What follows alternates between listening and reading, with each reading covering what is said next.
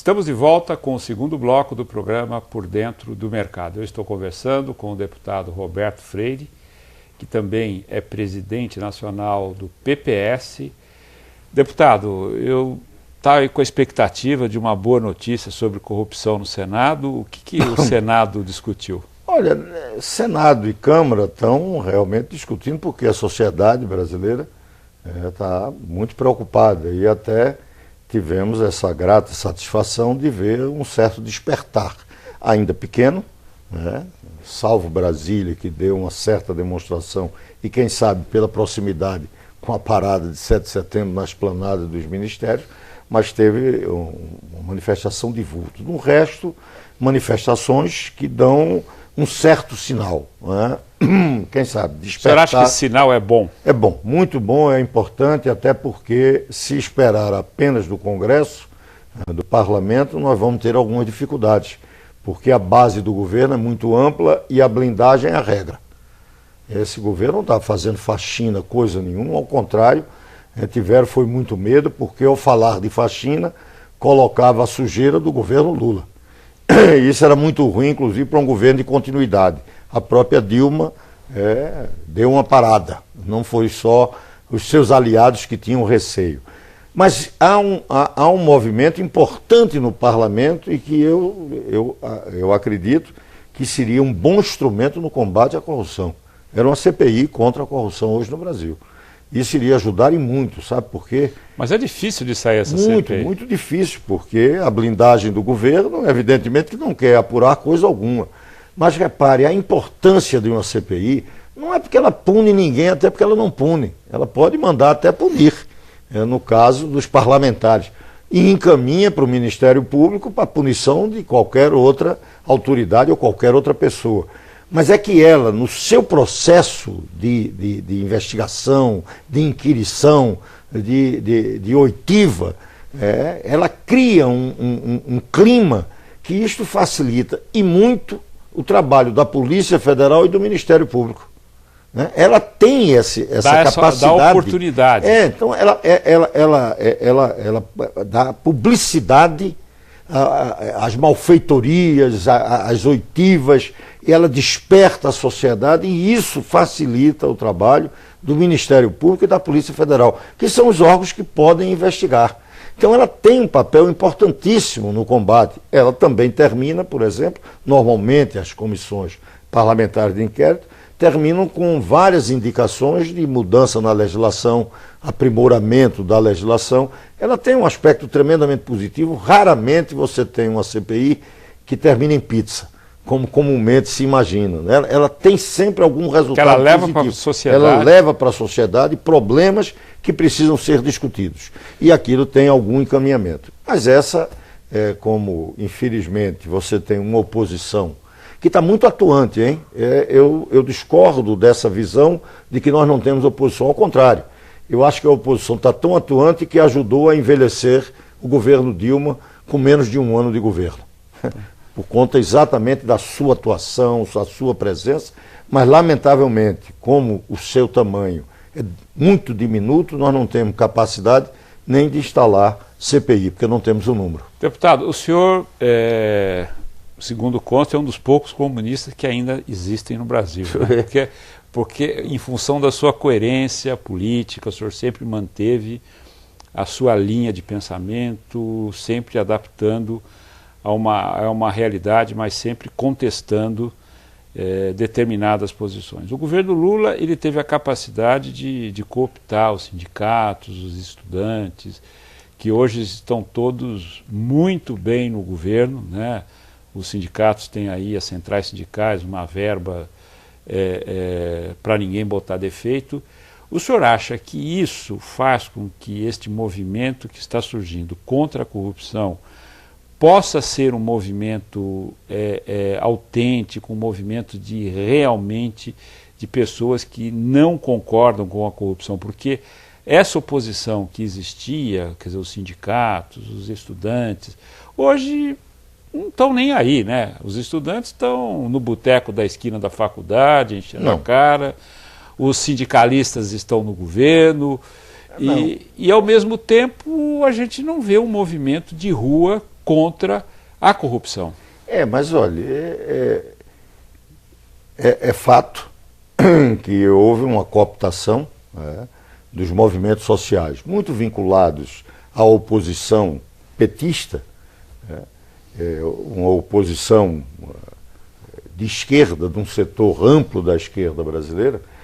Com a ascensão do PT ao governo, houve uma aproximação e, o que é pior, o governo Lula não corrompeu apenas o Congresso com a promiscuidade do mensalão.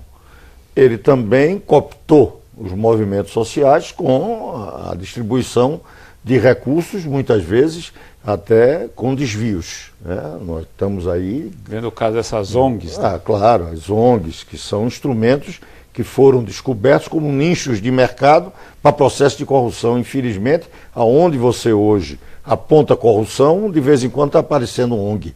Já não é tanto só empreiteiro. Né? Então, aparecer essa que era nova... o movimento social. Né? Que era, exatamente, que era aquilo que imaginava-se, até o nome era organizações não governamentais, e que se transformaram naquelas que são mais governamentais. São todos funcionando, em grande parte, com recursos públicos. São poucas aquelas que efetivamente vivem da sociedade e não do Estado. E por isso tem uma atuação independente. Mas no resto, isso houve esse processo de cooptação. Isso é verdade. Agora, um dado importante, nesse movimento que nós tivemos agora contra a corrupção, em alguns estados, algumas cidades que promoveram, em própria Brasília, com um movimento maior, aqui em São Paulo, você teve um movimento com muitos jovens. Em Porto Alegre, em Belo Horizonte. Então, olha, claro que não com as instituições. Até porque também eu não sei nem se une e leva muito mais gente para a rua, não. Sindicatos têm um papel maior, claro, até porque são categorias fundamentais para um país. Mas, olha, se não tomarem cuidado, evidentemente serão superados, até porque esse período vai passar. Por exemplo, vem a crise. O que é que os sindicatos vão dizer? Vão ficar atrelados ao governo ou vão ter independência para discutir como encaminhar? Será que vão aceitar muito pacificamente que você tenha uma visão profundamente neoliberal que atenda aos bancos e puna, através dos ajustes, os trabalhadores, os aposentados, os pensionistas brasileiros? Porque isso se anuncia. Será que vão ficar calados em defesa do governo? Aqui alguém disse que essas instituições são rebeldes e revolucionárias, mas a favor do governo. E até, nesse momento, infelizmente, a favor da corrupção. Isso é dramático e vai mudar. Né? Agora, o senhor acha que muda como, deputado? Está mudando. Agora, o senhor acha que esse movimento ele pode criar corpo e mostrar que o Brasil precisa mudar? Eu não diria só esse movimento. Esse é um sinal, serão vários outros movimentos. Eu digo a você que, por exemplo, vai ter problema com os aposentados no Brasil. Por quê? Porque no momento em que você fizer reajuste apenas acima da inflação de quem está aposentado com um salário mínimo, você está condenando todos os outros, e não são grandes aposentadorias, vamos entender que são péssimas aposentadorias. Quem tem, por exemplo, 5 salários, tende a diminuir. E são pessoas que estão tremendamente endividadas com os consignados. Isso pode ser um foco? Claro, mas será, e objetivamente. Por quê? Porque se vem inflação, mesmo que controlada, ou não vem inflação por conta da recessão, mas o efeito é o mesmo. Vai haver diminuição de renda, vai haver desemprego, vai haver crise de inadimplência, e quem vai sofrer com isso?